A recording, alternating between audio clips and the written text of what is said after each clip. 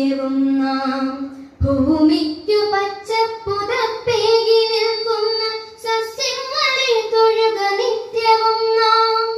അമ്മത്തണൽ നൽകി നമ്മളെ കാക്കുന്ന വൃക്ഷങ്ങളെ തൊഴുക നിത്യവും നാം.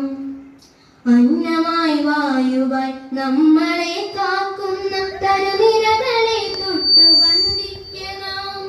അന്നമായി വായുവായി നമ്മളെ കാക്കുന്ന തരുനിരകളെ തൊട്ടു വന്ദിക്കണം.